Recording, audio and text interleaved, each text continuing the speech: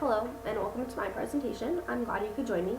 My name is Caitlin Hecker and today I will be discussing digital information and technology in regards to the safe, legal, and ethical use of the internet for minors, especially in the elementary school setting. Internet safety should be required in all buildings in order to build a safe and knowledgeable foundation for the future of the society, starting with elementary school students, directly at the elementary school level. With so many young elementary school students already texting on their own phones, surfing the internet either supervised or unsupervised, chatting online through social media sites, downloading or accessing games through the internet, and completing many other internet-based activities as well as learning online, internet safety and cyber ethics should be information that is being taught to the young readers. Balanced, responsible, and knowledgeable training of internet safety can lead to safe, legal, and ethical use of digital information and technology in students of all ages. Proper instruction of internet safety and internet use can decrease the number of cybercrimes that are committed, which is why educators should institute a cyber ethics curriculum into their classroom teachings. Instituting cyber ethics content into a current school district's curriculum can be done through integration of internet safety into the current curriculum standards by incorporating information into current lesson plans and ongoing programs. With many school districts adapting to many different forms of one-to-one laptop programs, the integration of technology into the curriculum is unavoidable. Likewise, internet safety and cyber ethics should also be unavoidable for school educators. Basic cyber ethics integration can begin with the basic 10 commandments of computer ethics. According to Proper Internet Use by Dr. Ramon C. Barquin from the Computer Ethics Institute, the 10 commandments of computer ethics are as follows. Number 1, thou shalt not use a computer to harm other people. Number 2, thou shalt not interfere with other people's computer work. Number 3, thou shalt not snoop around in other people's files. Number 4, thou shalt not use a computer to steal. Number 5, thou shalt not use a computer to bear false witness. Number 6, thou shalt not copy or use proprietary software for which you have not paid. Number 7, thou shalt not use other people's computer resources without authorization or proper compensation. Number 8, thou shalt not appropriate other people's intellectual output. Number 9, thou shalt think about the social consequences of the program you write or the system you design. And number 10, thou shalt use a computer in ways that show consideration of and respect for your fellow humans.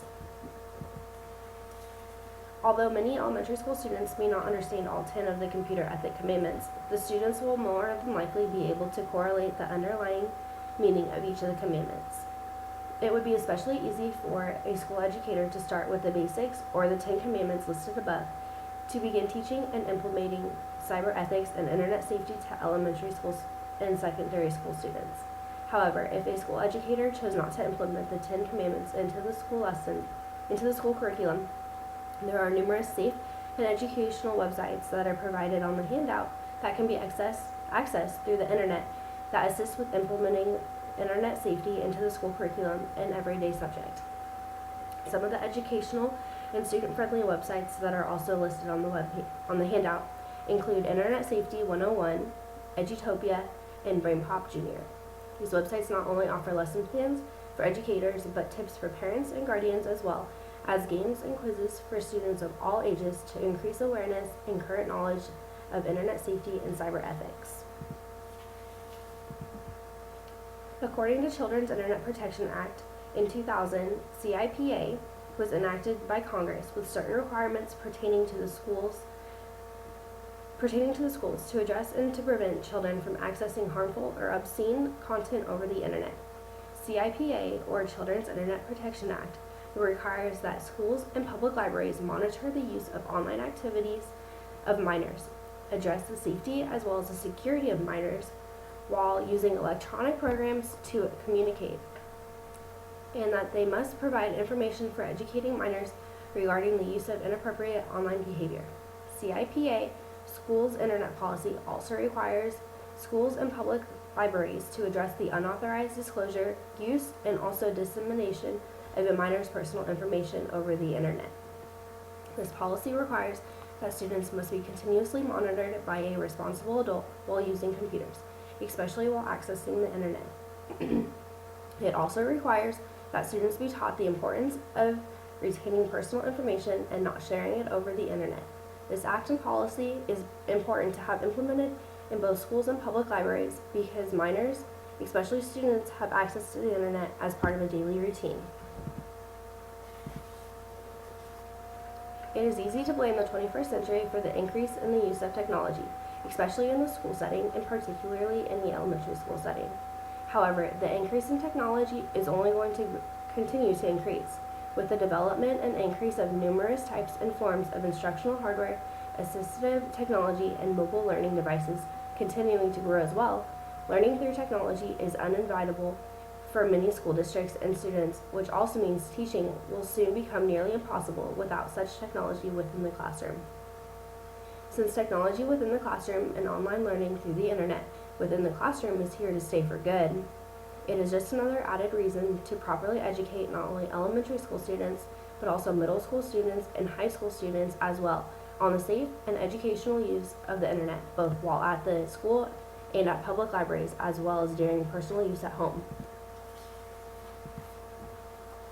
The integration of cyber ethics and internet safety in the elementary school setting, as well as reminders in the secondary school setting, including at the middle school and high school level, is important for the prevention of online internet hacking or illegally accessing websites, internet cracking or vandalizing websites, unauthorized or illegal downloading of software and other games, as well as copyright violations, internet fraud, and cyberbullying.